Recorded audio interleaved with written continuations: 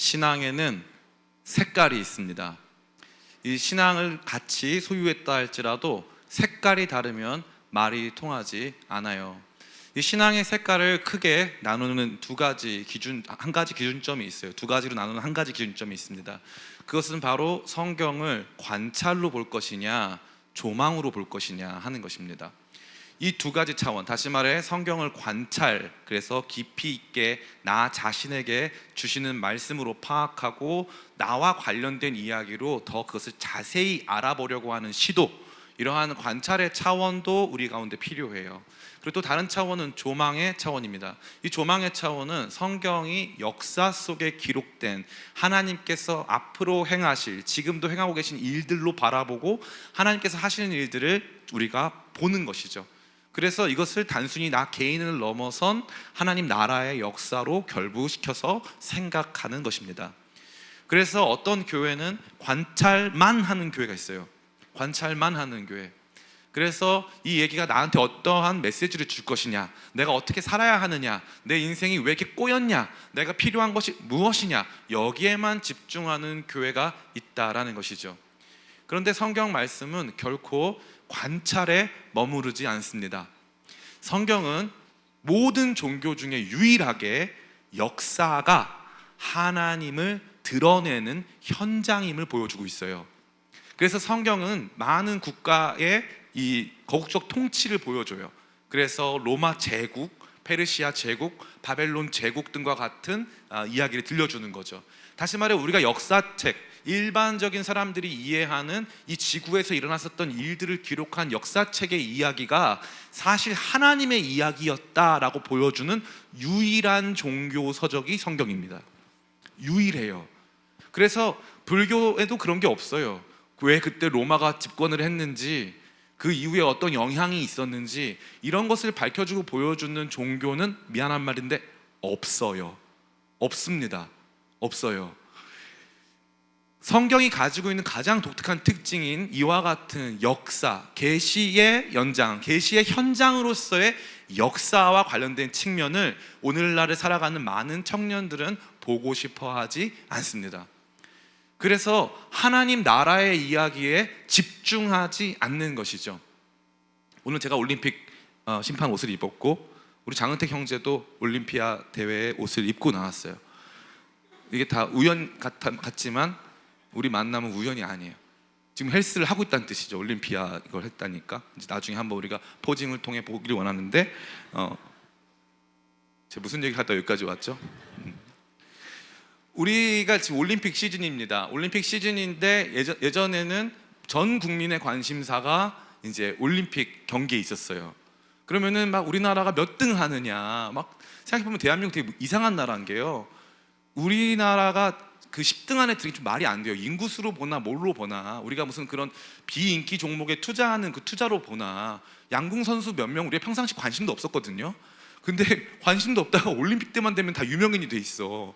평소에 관심도 없는데 맨날 1등이야 우리는. 펜싱, 여러분 펜싱 하는 사람 주변에 본 적 있어요? 전 한 번도 못 봤거든요. 근데 펜싱 왜 우리가 1등인데? 우리나라 운동입니까? 펜싱이면 뭐 무슨 조선시대 때부터 하던 거예요? 아니잖아. 근데 왜 1등인데? 난 모르겠어. 펜싱이 왜 1등이야 우리? 왜 잘해? 왜 잘하죠? 사격 왜 1등인데? 왜 주머니에 손 넣고 쏴? 난 진짜 모르겠어. 동방예의지국에서 사격을 두 손으로 해도 모자를 파네. 왜 주머니에 손 넣고 쏘는지 전혀 모르겠어요. 근데 그 시즌만 되면 막 전 국민이 밤을 새가면서 새벽에 누가 금메달인지 막 열광을 했어요. 막 기뻐했죠. 예전에 막 아주 옛날에 보면은 구기 종목 가운데 특별히 배구 같은 거, 농구 같은 거, 여성들이 나오는 핸드볼 같은 거 보면요, 끝나고 다 기도하고 온 국민이 같이 오열하고 울고 막 그랬습니다.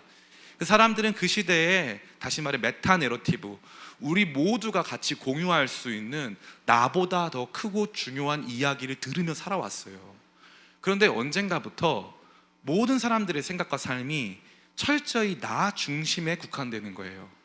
나 중심에, 나와 관련이 없는 거예요. 그래서 모든 것들이 소소해졌죠. 소소한 행복, 소소한 자기 만족에 머무르기 시작한 것이죠. 그러다 보니까 신앙적인 부분에 있어서도 조망보다는 관찰에 더 집중합니다. 근데 그것이 관찰을 중심으로 한 신앙생활이 옳으냐 그르냐를 떠나서 관찰을 중심으로 하는 신앙생활은 절대 성경을 읽을 수 없어요. 성경을 읽을 수가 없어요. 성경에서 요단강을 왜 건넜어요? 여기서 요단강 건넌 게 나랑 무슨 상관이죠? 그죠? 이 뒤에부터 등장하는 역사서의 모든 내용, 또 역사서를 기반으로 하는 시가서, 잠언, 시편, 이러한 내용들 파악이 되십니까? 파악이 안 돼요. 그래서 성경은 처음부터 하나님 나라 역사를 조망하도록 디자인된 책이에요. 근데 이걸 하나님 나라 역사를 전혀 관심도 없는 상태에서 성경을 다른 일반 종교적 차원에서 접근하면 성경책 내용이 조금도 힘이 안 돼요. 오히려 쇼펜하우어라던가 다른 사람들의 실존적인 철학들, 이런 것들이 더 도움이 될 뿐, 성경을 관찰의 영역이라던가 적용의 측면에 강조하기 시작하면 아무것도 볼 수가 없습니다. 그래서 우리가 자주 암송하는 주기도문은 뭐라고 되어 있습니까? 하늘에 계신 우리 아버지, 이름이 거룩히 여김을 받으시며 나라가 임하시오며 라고 되어 있죠. 그 중요한 기도 제목 중에 하나가 나라가 임하는 거예요. 다시 말해 하나님 나라의 행진에 대해서 말해주고 있는 거죠.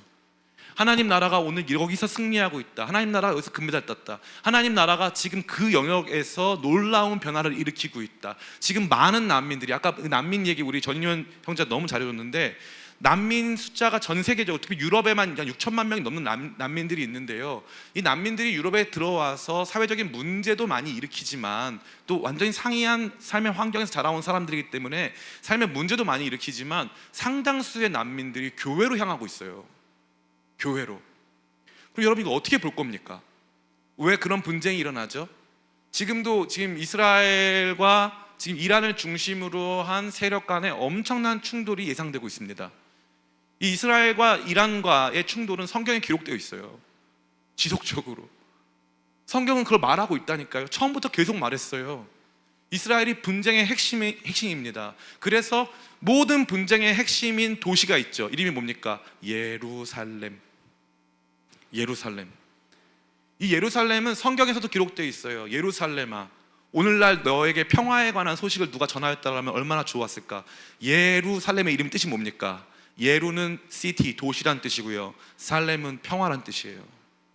평화의 도시에 평화가 있었던 적이 있을까요? 없을까요? 단 한 번도 없습니다. 단 한순간도. 그 역사가 지금도 우리 가운데 눈앞에 펼쳐지고 있어요. 유튜브를 여세요. 여러분이 알고리즘 바꿀 필요가 있어. MBTI 그만 봐. 알고리즘 바꿀 필요 있어. 알고리즘 바꿔보면 요즘에 제일 핫한 이슈가 뭔지 알아요?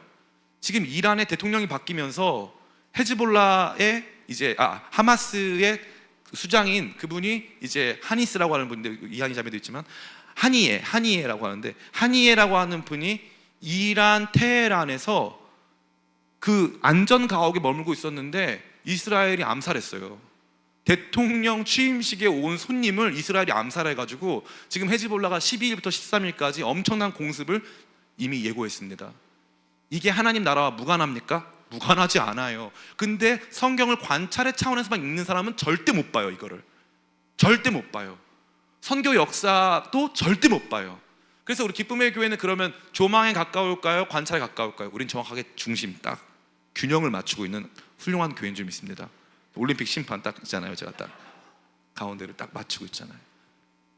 하나님 나라의 역사적인 행진, 전진과 그 안에서 구원받는 라합과도 같은 한 사람의 이야기가 조화롭게 이루어져야 한다는 거예요.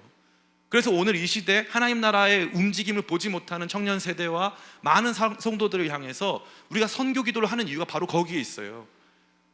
전희원 형제의 선교 기도 너무 멋있었던 게, 지금 유럽 사회를 불안하게 하는 난민의 대거 유입과 관련돼서 많은 사람들은 그 단순히 사회적 문제로만 보고 있는 거예요.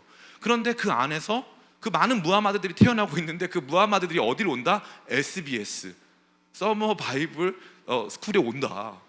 신기하지 않아요? 전 세계적으로 영국에서 무하마드라는 이름이 제일 많이 태어난대요. 근데 걔네들이 이슬람 전통에서 태어났거나 이슬람 가정 안에서 태어나서 이제 뭐 온다? 주일학교 온다. 이거 딱 대한민국의 70년 전, 60년 전 이야기예요.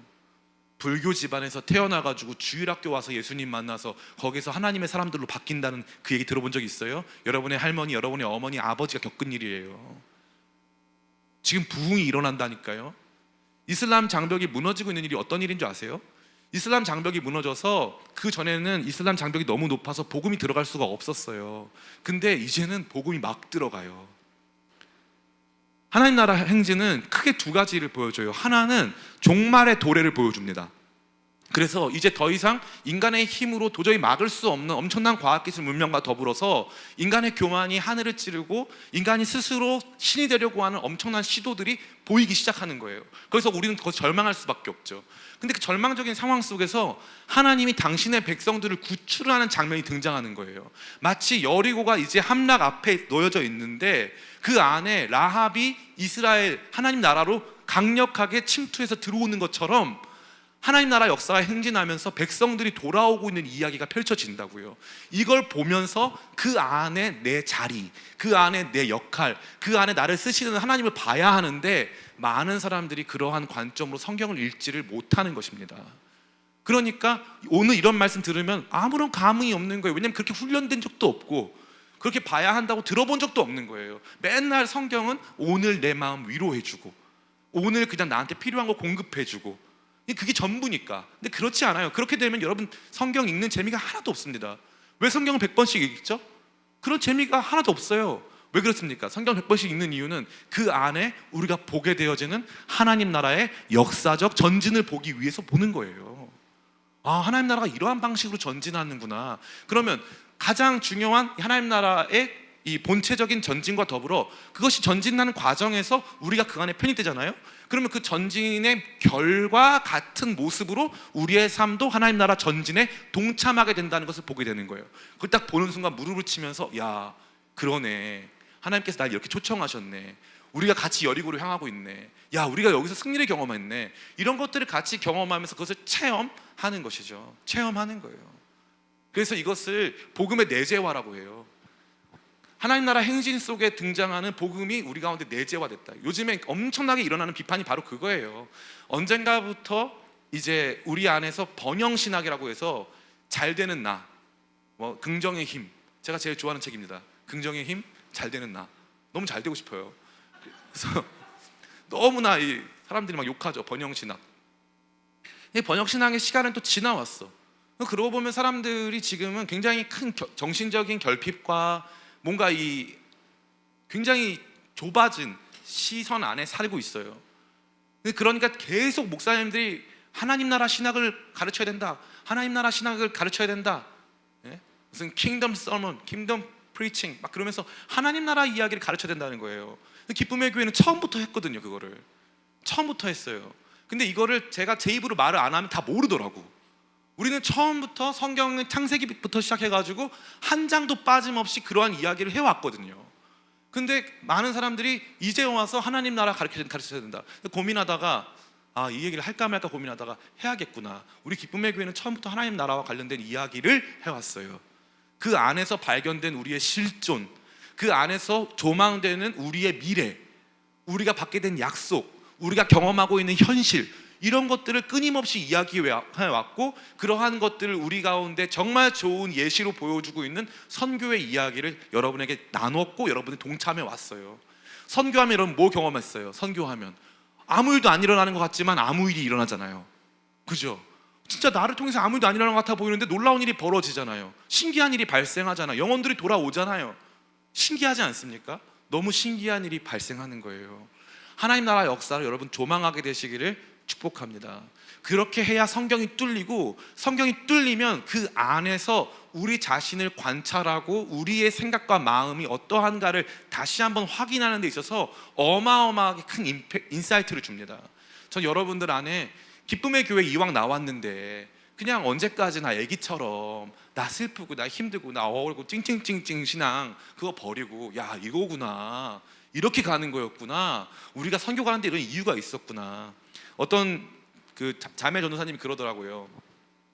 단기 선교 왜 가는지 모르겠다. 그 돈으로 선교사님께 돈 보내드려라. 그게 더 유익하다. 근데 그거는 하나님을 굉장히 조롱하는 거예요. 하나님이 저와 여러분을 통해서 그런 단기팀에 합류해가지고 같이 그 땅을 밟게 하는 그 일들이 얼마나 우리 자신에게 중요한 뿐만 아니라 하나님께서 돈이 아니라 우리를 사용하길 원하신다는 것을 발견하게 되는 시간인지 몰라요. 그래서 그 전도사님이 딱 그러더라고요. 그렇게 말씀하시는 분은 본인이 다른 모르겠는데 딱 한 가지를 알 수 있대. 뭐냐니까 가본 적이 없어서 한 번도 가본 적이 없으니까 모든 것을 물량적으로만 본다는 거예요. 돈을 우리가 한 번 가면 몇 천만 원 쓰는데 그냥 그 돈을 보내드리자. 사실 그 돈 헌금 안 할 거면서 그 돈 자기가 만약에 우리 이번에 폴란드 팀 199만 원인데 199만 원 그냥 보내고 여러분 안 갈 거예요? 아니잖아요. 그냥 그 돈을 보내자는 거예요. 근데 그건 완전 착각이에요. 가본 사람은 알아요. 왜 가야 하는지를, 왜 거기에 우리가 함께 가야 하는지를 알아요.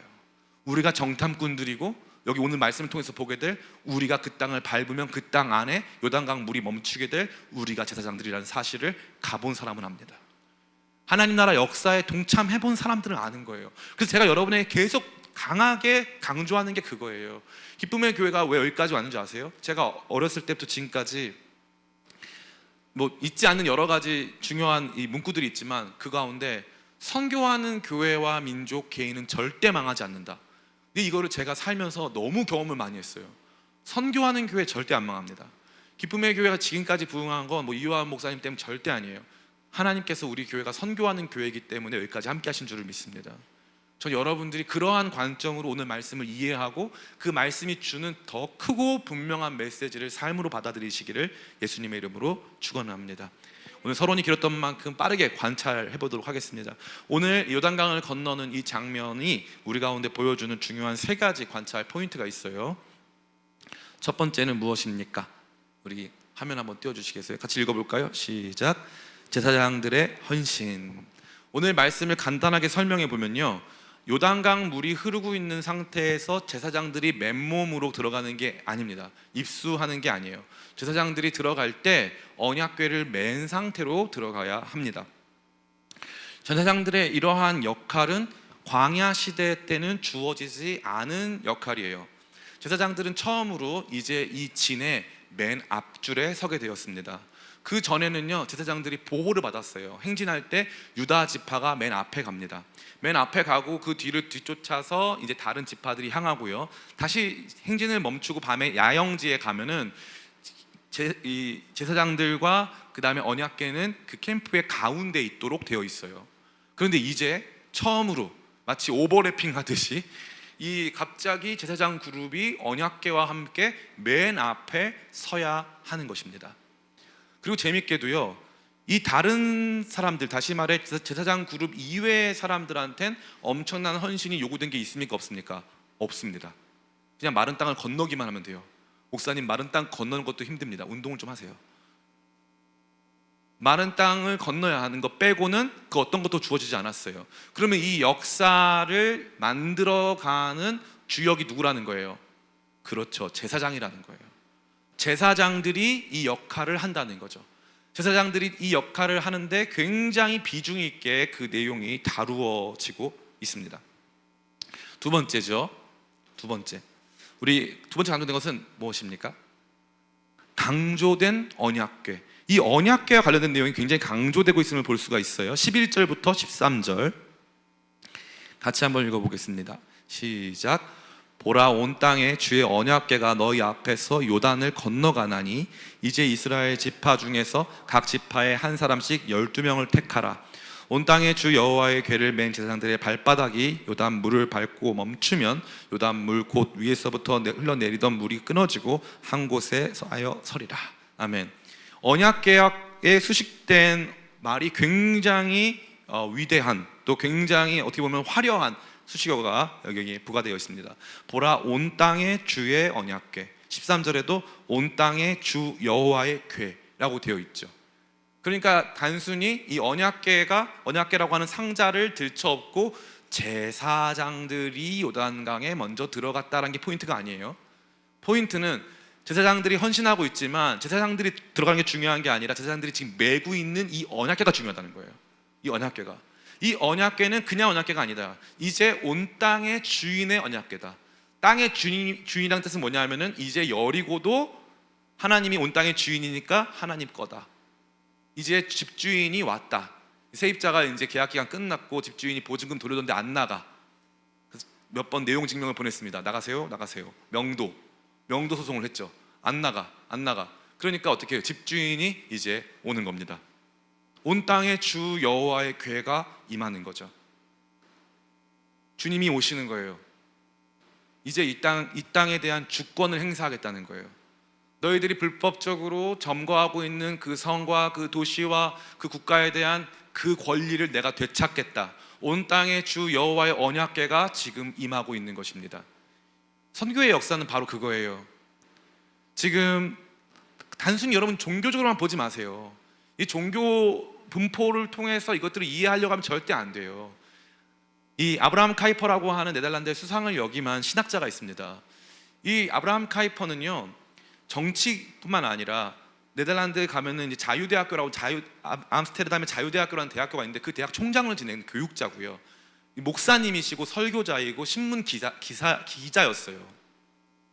근데 이분과 함께하는 이 화란에 굉장히 이 신진 학파가 있었어요. 그게 이제 신칼빈주의라고 해요. 신칼빈주의. 그래서 신칼빈주의 학파의 중요한 특징이 뭐냐면은 하나님의 영역 주권론이에요. 영역 주권론. 그래서 이 하나님의 영역 주권론은 뭐냐? 모든 영역에서 하나님의 나라가 도래케 해라. 그래서 법적인 영역, 그리고 정치적 영역, 경제적 영역, 문화적 영역, 사회적 영역, 예술적 영역, 모든 측면에서 하나님의 통치를 보이게 해라. 하나님의 주권이 거기 있다라고 하는 엄청난 선언을 했어요. 엄청난 선언을 했습니다. 이 칼빈주의 강연이라고 하는 그 책에 그 내용이 잘 정리되어 있는데, 아브라함 카이퍼가 예일대학교에서 이제 한 강좌의 내용을 책으로 쓴 거예요. 정말 중요한 선언이에요. 그래서 칼빈주의의 핵심이 뭐냐? 생활이다.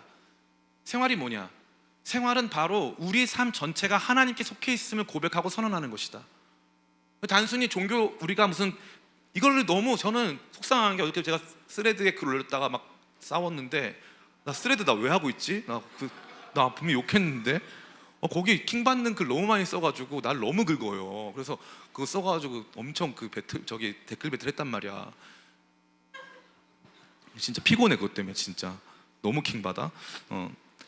하나님의 주권과 관련된 내용이 너무나도 소중한 거예요. 그래서 하나님이 주인 되심을 우리가 선언하고 있는데, 이것을 굉장히 뭔가 우리가 이 비지성주의자이거나 굉장히 우리가 그냥 이 종교적 헤게모니를 가지려고 하는 이상한 집단으로 여기는, 미안한 말인데, 목사들이 있어요. 선교 활동을 정복 활동으로 간주하고, 우리가 하는 일들 속에서 하나님의 영광을 드러내는 일을 마치 우리의 승리주의적 관점으로, 복음으로 다른 것들을 경도하려고 하는 그런 나쁜 사람들로 여기는 사람들이 너무 많은 목사들이 있어. 그런 너무 그 말도 안 된다고 생각하는데, 그건 너무 잘못된 거예요. 너무 잘못된 거예요. 하나님께서 이 세상을 지으셨고요, 하나님의 통치 안에 우리의 삶이 가장 아름답습니다. 아멘. 여러분이 반응이 없어서 지금 설교가 길어지고 있는 거예요. 그렇죠. 이런 반응, 사소하지만 뜨거운 반응. 하나님의 주권을 선언하는 행위예요. 그래서 하나님은요, 여리고로 들어가실 때, 야, 주인 왔어 하고 들어가시는 거예요. 나 왔어. 그래서 예수님이 세례 받으시고 첫 번째 한 말씀이 뭐예요? 회개하라, 천국이 가까웠다. 회개하라를 뭘로 바꾸라 그랬어요? 항복하라, 천국이 가까웠다. 내가 왔다는 거예요. 내가 왔다. 근데 그래서 이 언약궤가 앞에 서는 일은 하나님의 강력한 주권을 선포하는 행위고, 하나님의 앞서 행하심은 하나님이 이제 진취적으로 이제 어둠에 묶였던 땅, 죄와 사망에 노예된 땅을 자유케 하시려고 주인 되신 하나님이 직접 왔다라고 보여주는 어마어마한 선언입니다. 어마어마한 선언이에요. 지금 이 말씀은 그걸 보여주고 있는 거예요. 이제 더 이상 이스라엘 백성들이 광야에서 보호가 필요한 존재들이 아니에요. 이제는 하나님과 함께 행진하면서 묶였던 땅, 이제 완전히 잘못된 것에 의해서 통치받고 있는 그걸 섭정이라고 하는 섭정. 그래서 이 왕이 자리 없을 때, 왕의 유고시에 이 왕을 대신해서 거기를 통치하고 있는데, 거기에서 이 국가에서 마치 자기가 진짜 왕인 것처럼 행세하고 있었던 그들을 몰아내시고 진짜 왕이 임하신다 이거예요. 그래서 언약궤에 붙여진 타이틀이 뭐냐? 11절, 보라 온 땅의 주의 언약궤가 너희 앞에서 요단을 건너가나니. 13절, 온 땅의 주 여호와의 궤라고 분명히 말하고 있는 거예요. 이제 그 하나님이 직접 오셔서 하나님의 통치를, 하나님이 없는 땅을 향하여 이루어 가시려고 한다는 사실입니다. 세 번째, 같이 한번 읽어볼까요? 시작. 2000규빗 거리를 두다. 굉장히 중요해요. 같이 한번 읽어보겠습니다. 4절 말씀입니다. 4절 같이 읽습니다. 시작. 그러나 너희와 그 사이 거리가 2000규빗쯤 되게 하고 그것에 가까이 하지는 말라. 그리하면 너희가 행할 길을 알리니 너희가 이전에 이 길을 지나보지 못하였음이니라 하니라. 아멘. 잘 보세요. 이 일과 관련돼서 제사장 그룹 앞서 나가서 지금 완전히 창일한, 완전히 이 진짜 최고 수위를 기록하고 있는 요단강을 건너야 하는 제사장 그룹을 제외한 나머지 모든 사람은 2000규빗의 이 거리를 두래요. 규빗은 일반적으로 이 손끝에서부터 팔목까지의 거리여서 이 상당히 오랫동안 사용된 단위여서 이 단위가 비교적 굉장히 정확해요. 생각보다 큰 오차가 있지 않습니다. 45cm 정도로, 40cm에서 60cm 정도로 이게 아주 오랫동안 쓰였던 이 도량형이에요. 그러한 가운데서 이 2000규빗은요 900m예요. 900m 거리를 두라는 거예요. 그러면요 요단강을 직접 가르라는 거예요? 갈라지는 요단강을 보라는 거예요? 그렇죠, 보라는 거예요. 보라는 거예요. 요단강 가르는데 참여자가 되는 게 아니라는 거예요. 이걸 보라는 거예요. 보세요. 그러면 여기에서 지금 능동적 행위자는 뭐예요? 제사장들. 제사장들은 언약궤의 발로 역할을 하죠. 진짜 능동적 행위자는 언약궤죠. 언약궤에 올라타고 계시는 하나님이죠. 능동적 행위자, 지금 이것을 앞길을 열고 요단강을 가르고 먼저 앞서서 여리고로 진군하시는 분은 하나님이시잖아요. 이 하나님을 900m 떨어진 곳에서 보라는 거예요. 보라. 내가 그 땅을 찾기 위해 그 땅에 억압받은 라합과도 같이 억압 가운데서 지금 그 땅의 통치가 아닌 하나님 나라 통치를 원하는 자들을 구하기 위해 내가 먼저 가는 것을 너희는 봐라 이거예요. 그래서 신앙생활은 보는 거예요.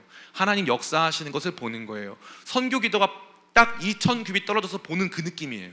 오, 저기서 저런 일이 벌어지네. 여러분, 아까 우리 전희원 형제가 할 때 그 요크 교회 옛날 보면요 진짜 올드해요. 사이즈가 딱 이 사이즈거든요. 근데 진짜 올드해. 진짜 올드한데 저 사진 보고 깜짝 놀랐어요. 땅바닥에 영국에 그런 데가 있는지 처음 알았는데 온도를 깔았다고? 누가 봐도 한국이잖아. 거기서 뭘 선포한 거죠? 이제 이 땅은 한국이라고 선포한 거잖아요. 너무 신기한 일이 벌어졌죠. 근데 저 보면서 너무 놀랐어요. 그리고 그곳에 제가 처음 갔을 때 교회에 사람이 없는 거예요. 사람이 없어요. 진짜 적막할 정도였어요. 저렇게 많은 아이들이 있고 무슬림들이 찾아오는 교회가 됐다고요? 너무너무 신기한 일이 벌어지는 거예요. 2000규빗 떨어지면서 보는 게 바로 이거예요. 주님께서는 지금요, 잘 보세요. 여러분도 그 수많은 이스라엘 백성 중에 한 명인 거예요. 보라는 거예요. 야, 저거 봐봐, 저거 봐봐. 요단강 갈라지고 있어. 저거 봐봐. 저거 열리고 있어. 지금 저거 봐봐. 저기 연하계가 지나가고 있는데 요단강이 멈췄어. 땅이 마르고 있어. 저기 봐봐. 저기 봐봐. 하나님이 행하시고 있어. 그거 보라는 거예요. 그거 보라는 거예요. 너 혼자만의 생각에 갇혀있지 말고 그거 보라는 거예요. 그래서 900m 떨어지라는 거예요. 900m 떨어지라는 거예요. 저의 신앙 여정에 있어서 저는 저희 어머니가 제가 중학교 3학년 때 러시아로 호련히 가셨어요. 우리 집은 아버지가 없기 때문에 어머니가 없으니까 우리 형, 누나, 나 셋이서 살아야만 했어요. 어머니는 2년 동안 러시아 하바롭스크에서 선교를 하시고 저희는 그냥 셋이서 남아가지고 생활을 해야 했어요. 그런 가운데서 저는 선교에 대해서는 크게 관심이 없었습니다. 그래서 음악을 열심히 했었어요. 근데 우리 천민찬 선교사님, 우리 교회 아프가니스탄 선교사님이신 천민찬 선교사님이 나중에 여러분 찾아보시면 큰바위 얼굴이라는 밴드를 했어요. 큰바위 얼굴이라는 밴드가 굉장히 유명한 밴드였어요. 그래서 이 밴드가 그 당시 지금으로 보면 음악 중심? 뭐라고 하죠 지금? 음악 중심? 뮤직뱅크 있나요? 네, 뮤직탱크 아니죠? 뮤직뱅크. 뮤직뱅크 있잖아요. 지금으로 보면 한 10위 정도 했어요. 10위. 그리고 라디오는 석권했어요. 그 해 신인상 받고 석권했어요. 저희 뮤지션들 안에서는, 크리스찬 뮤지션들 안에서는 천민찬 선교사님이 사실 굉장히 놀라운 분이었어요. 그리고 되게 우리가 되게 존경했고, 서울예대 졸업하고 그 해군 홍보단 나와가지고 나름 그 당시에 이제 뮤지션들의 세계에서는 제일 좋은 코스로 이제 갔었죠. 이제 그 천민찬 선교사님이 저한테 얘기하는 거예요. 요한아, 우리 아프가니스탄을 가는데 같이 가자는 거예요. 아프가니스탄 같이 가자고 하는데 아프가니스탄이 그때 전쟁이 어제 끝났거든요. 오늘 가자는 거예요. 뉴스에서 지금 아프가니스탄 전쟁 얘기가 나오고 있는데 오늘 끝났다는 거예요. 그래서 내일 가재. 그래서 나는 한 번도 해외여행을 가본 적이 없거든요. 근데 나보고 첫 번째 해외 여행지로 아프가니스탄을 가재. 그래서 나는 이거 뭐 장난하나 지금 신앙도 없었어요. 솔직히 그냥 열심히 하는 척하면서 뒤로 가가지고는 그냥 개판치고 살고 있었어요. 그런 삶 속에서 그래서 그 선교 가는 그날까지 술을 마셨어. 선교 가는 그날까지 술 먹고 약간 이렇게 취기가 있는 상태로 비행기 타고 선교 간 거야. 내가 그런 인간이야. 거기 가서 처음으로 오씨 하나님 살아계시네 이걸 느낀 거예요. 뭐야 이거, 이런 일이 벌어진다고? 하나님께서 이 땅도 기억하고 계셨네, 이거를 본 거야. 그러니까 막 이제 조금씩 하나님이 살아계시다라는 걸 보기 시작하니까 그 전까지는 이제 억압적으로 믿던 신앙생활에서부터 벗어나서 그 살아계신 하나님은 어떤 분일까를 관심 있게 보기 시작한 거예요. 그게 저의 1차 회심이에요. 1차 회심. 그래서 저의 시각을 완전 저밖에 몰랐고, 그때는 약간 그 있잖아, 남미세, 여미세, 여자에 미친 그런 새로운 사람 이런 거잖아요. 그런 사람이었어요. 그런데 그때 제가 그 선교 갔다 와서 완전히 바뀐 거예요. 그래서 그 당시에 사귀던 여자친구도 바로 헤어지자 그랬어요. 갔다 와서 바로 헤어지자. 그때는 제가 연애할 게 아니에요. 정말 새로워진 거야. 1차 회심, 1차 회심. 2차 회심이 성경 읽다가 바뀐 거야. 기도하고 성경 읽다가. 근데 1차 회심 부분이 저한테 많은 것을 줬어요. 가장 기초적인 거, 신앙 일반에서 가장 기초적인 거, 하나님은 살아계신다. 그리고 하나님은 무슨 일을 좀 하고 계신다. 그 일에 자꾸 우리를 부르신다. 요 세 가지를 발견하면서부터 신앙생활이 굉장히 재밌어졌어요. 굉장히 재밌어졌어요. 이게 너무나도 중요한 것이에요.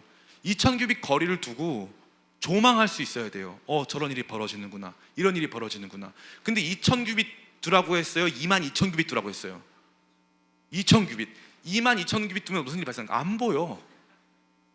그건 더 이상 관심이 없다는 거야. 그냥 진짜 그거는 뭐 하나님 잘하고 계시죠? 화이팅 이런 거야. 여러분 궁금한 게 있어요. 이번에 쿠팡 플레이에서 축구했습니다. 보고 왔다. 우리 교회 있나요 혹시? 혜린이 보고 왔대잖아요. 머리도 예쁘게 단발머리로 자르고 지금 보고 왔대잖아요. 지금 보고 왔대잖아. 현장에서 본 건 좀 다릅니까? 봐봐요. 우리는 22000규빗 떨어진 이 쿠팡 플레이 핸드폰으로 보잖아요. 근데 더 자세히 볼 수 있거든요. 신기하게 여기 딱 이 900m 떨어져 있는 2000규빗 떨어져 있던 혜린이는 더 재밌었대요. 왜 그럴까? 더 참여했거든요. 더 참여한 거리가 있는 거예요. 그래서 이게 22000규빗이 아니고 2000규빗인 중요한 거예요. 눈으로 볼 수 있는 곳이어야 돼요. 현장을 완전 떠나지 않은 거예요. 현장에 가깝게 갔지만 동시에 하나님 일하심을 볼 수 있는, 그래서 그 일에 참여하는 상태가 아닌 그 일을 조망할 수 있는 그 지점으로 가라 이거예요. 그 지점으로 가라. 저는 여러분 끊임없이 여러분 도전합니다. 여러분 할 수만 있다면은 그 지점으로 가세요. 여러분이 볼 수 있는 그 지점으로 향하세요. 그래서 그 안에 참여하세요. 선교팀 동참하지 못하겠어요? 선교 갈 여유가 없어요? 선교팀에 들어가요. 들어가서 기도 제목 같이 나누고 그 모임에 참석하세요. 그 땅에서 무슨 변화가 일어나는지 보세요. 그리고 선교사님 한국 나오실 때 그 모임에 가셔서 같이 식사하면서 물어보세요. 어떤 일이 있는지. 그게 성경이 저와 여러분에게 주는 정말 중요한 메시지예요. 2000규빗 떨어져라. 눈에 보이는 거기까지는 가라 라고 말씀하시는 것입니다. 이제 말씀 마치면 적용하겠습니다. 첫 번째, 같이 읽어보겠습니다. 시작. 새로운 시대는 새로운 모습으로 다가옵니다. 그래서 이제 제사장 그룹이 그 전까지는 중앙에 섰고요, 보호받는 그룹이었어요. 한 번도 뭔가 먼저 나서서 해본 적이 없어. 그런데 이제 하나님 나라 역사 속에 제사장 그룹은 주님의 언약궤를 메고 가장 큰 위험을 감수하며 제일 앞에 서야 돼요. 상황이 바뀌니까 시스템이 바뀌고 사람들의 순서가 바뀌는 거예요. 먼저 된 자가 나중되고 나중된 자가 먼저 되고 있는 거죠. 굉장히 중요한 거예요. 상황적 변화가 있는 거예요. 상황적 변화. 하나님께서 새로운 일을 행하실 때 상황적 변화가 있어요. 그래서 제사장 그전까지는 가운데 있던 그룹이 이제 앞으로 딱 나와야 돼요. 제사장 그룹은 이제 처음으로 진짜 믿음의 일들을 감당해야 하는 것이죠. 많은 사람들이 우리 대한민국이 선교적인 역량에 있어서 조금씩 퇴보하는 것을 걱정해요. 근데 저는 걱정할 필요가 전혀 없다고 생각합니다. 걱정할 필요 전혀 없어요. 선교사 한 명 있어도 되고 두 명 있어도 상관없어요. 선교사 숫자가 중요한 게 아니야. 근데 재밌는 건 뭐냐, 우리가 선교사 숫자가 줄어갈 때 늘어나는 나라가 있어요. 브라질입니다. 브라질은 엄청난 속도로 부흥이 일어나고 있어요. 여러분이 잘 알고 있는 리버풀의 로베르토 피르미누 선수는 리버풀에 있을 때 알리송 형제한테 전도 받아서 세례를 받았어요. 근데 최근에 브라질 팀으로 옮기면서 이 로베르토 피르미누 선수가 목사님이 됐어요. 목사 안수 받았다고요. 사역을 시작했어요. 브라질의 유명한 카카 선수도 거의 사역자예요. 보면은 이 전 세계에 크리스찬 운동선수 선교회가 있거든요. 거기에 에딘손 카바니 이런 사람들 엄청 열심히 활동해요. 그런 사람들이 그 안에서 역량 있게 일하기 시작하는 것입니다. 그 전까지는 한국이 주도했어요. 이제는 브라질이 주도해요. 브라질이 끝나면 지금 어디가 남은 줄 알아요? 아프리카 지역이 남았어요. 아시아에서는 어디가 남은 줄 알아요? 아시아에서는 전 세계에서 가장 이슬람 숫자가 많은, 무슬림이 많은 인도네시아가 다음 순서를 기다리고 있어요. 하나님 나라 역사는 새로운 질서의 변화 속에 계속 전진합니다. 계속 전진하는 거예요. 이것을 믿음의 눈으로 바라보는 저와 여러분들에게 축복합니다. 이것을 조망하면서 기쁨으로 이 사역에 동참하고 이 일들 속에서 같이 하나님 나라의 일원으로 그 전진을 기뻐하게 되시기를 축복합니다. 두 번째, 같이 읽어볼까요? 시작. 하나님이 앞서서 가십니다. 이제 하나님께서는 승리의 역사를 만들어 가시죠. 광야의 역사는 방황의 역사였다면 이제 가나안으로 들어가는 이 일들은 승리의 역사입니다. 이 승리의 역사에서 하나님께서는 순서를 딱 바꾸시죠. 이 순서를 바꾸시는 것은 중대한 의미를 갖는데, 그 중대한 의미는 내가 먼저 갈 테니까 너네는 잘 봐, 이거예요. 내가 먼저 갈게, 내가 먼저 지나갈게, 그리고 나서 너네는 나를 잘 봐 라고 말씀하시는 거죠. 하나님이 앞서 행하신다는 거예요. 우리는 앞서 행하시는 주님을 봐야 할 줄을 믿습니다. 이 하나님의 행하심이 단순히 선교 역사나 여러분 삶에서의 문제 해결에 있어서만 행하시는 게 아니에요. 여러분 잘 기억해 보세요. 예수님이 어디 강에서 세례를 받으셨습니까? 침례 받으셨습니까? 예수님 어디 강? 1번 템즈강, 2번 한강, 3번 요단강. 어떤 강이죠? 의외로 템즈강이었고 막 이럴 수도 있잖아요. 템즈강 근데 물이 너무 더럽더라. 그건 아닌 것 같아. 예수님이 요단강에 세례 받으셨죠. 보세요. 하나님의 아들, 태초에 말씀이 계시니라. 하나님의 아들이 요단강을 지나서 나오셨어요. 그리고 예수님이 회개하라, 천국이 가까웠다 말씀하시고, 예수님이 걸어가시는 땅마다 백성들이 하나님 나라로 들어와요. 예수님이 우리보다 먼저 모든 일들을 겪으셨고 우리 앞서서 행하셨어요. 여호수아, 이게 이름이 뭐라고 그랬어요? 예수란 뜻이에요. 예수의 시대는요, 하나님이 앞서 행하시는 거예요. 우리 앞서서 죄와 사망의 권세를 무너뜨리시고, 우리 앞서서 영원한 일들을 다 이루시고, 우리 앞서서 전진하시는 거예요. 우리의 구원과 하나님 나라의 확장과 우리를 통해서 이루실 모든 일들을 하나님께서 앞서 행하시겠다는 거예요. 아멘. 앞서 행하시는 주님을 믿고 바라보시길 축복합니다. 앞서 행하시는 주님을 바라보는 거, 주님이 앞서 행하시네, 우리보다 먼저 가시네, 한 걸음 먼저 저 길로 이동하시네. 주님이 앞서 행하시는 거예요. 그럼 주님은 왜 앞서 행하실까요? 아까 그랬잖아요. 언약궤 앞에 붙은 수식어가 뭐다? 온 땅의 주인 여호와의 언약궤. 주님이 주인이시니까 주님이 가장 앞서서 행하시는 거예요. 우리는 그분이 앞서 행하시는 것을 봐야 할 줄을 믿습니다. 여러분 앞에 있는 문제, 고통, 어려움, 주님께서 앞서 행하실 줄 믿습니다. 예비하신 그 길을 우리는 걷는 거예요. 우리는 걷는 거예요. 마지막 세 번째입니다. 같이 한번 읽고 마칠게요. 시작. 우리의 순종이 위대한 승리의 출발점이 됩니다. 아멘. 우리의 순종이 위대한 승리의 출발점이 되는 거예요. 그래서 주님께서 앞서 행하실 때 딱 그 제사장 그룹에 뭘 사용하시냐? 지금 물이 엄청 많은데 홍해바다 건널 때랑 요단강 건널 때 차이가 뭐라 그랬어요? 홍해바다는 갈라 놓고 건너는 거고, 요단강은 발을 디디면 갈라져요. 그래서 요단강과 홍해바다의 중대한 차이는요, 똑같이 하나님 일하심을 보는 건데 그냥 보는 게 아니라 순종을 통해 보는 거예요. 순종하면 갈라져. 순종하면 먼저 발을 딛는 거예요. 언약궤를 들쳐 메고 우리의 발을 요단강에 담그면 그때 물이 갈라지는 거예요. 그 놀라운 역사를 체험하게 되시길 간절히 바랍니다. 이번에 우리 교회 이전할 때 제가 사실은 이런 거 잘 안 말하고 싶고 잘 안 말하는 사람인데 이제 솔직히 자신이 없는 거예요. 너무 자신이 없어요. 그래서 저를 아시는 분 아니에요. 제가 인프피 진짜 찐 인프피거든요. 찐 인프피. 그래서 마음이 넓어요, 좁아요? 마음은 넓은데 착해. 좁진 않아. 제가 한의원에 갔어요. 한의원에 가서 진맥을 했는데 그분이 저한테 그러신 거예요. 선생님은 소심하신 것 같다고. 나는 그 전까지 한 번, 소심하면 쉐이커스 캠프 만들 수 있습니까? 못 만들어요. 소심하면 여러분 기쁨의 교회 개척할 수 있어요? 못합니다. 소심하면 여러분 그 수천 명 앞에서 설교 잘 못해요. 저 소심하지 않습니다 라고 이제 그 진맥 받고 와서 오면서 계속 내가 소심한가 이제 생각해봤어. 내가 소심한가? 내가 소심한가? 소심? 이 생각을 계속 했어요. 그러고 나서 올 때쯤 인정했어. 내가 소심하구나. 인정했어. 겁이 엄청 많아요.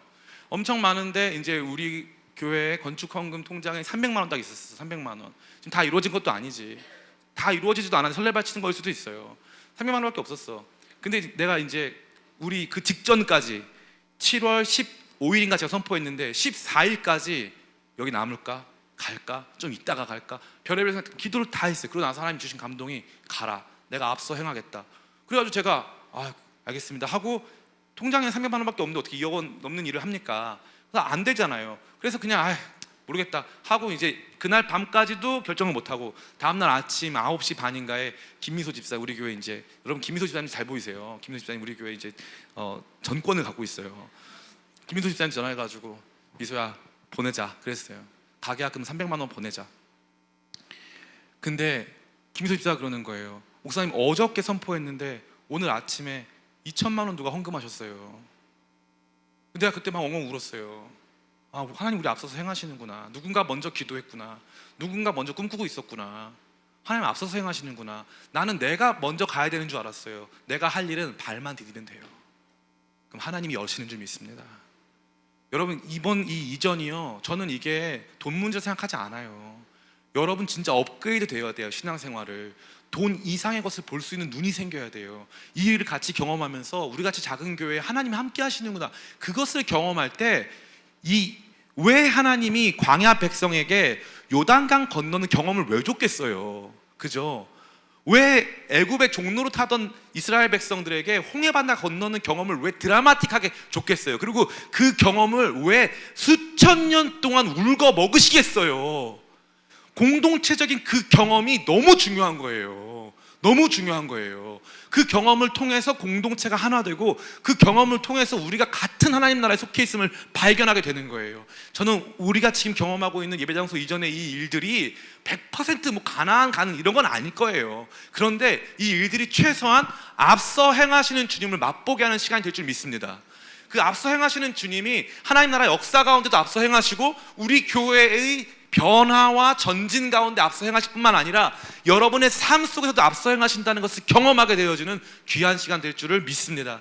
앞서 행하시는 주님을 체험하는 저와 여러분 다 되시기를 예수님의 이름으로 축원합니다.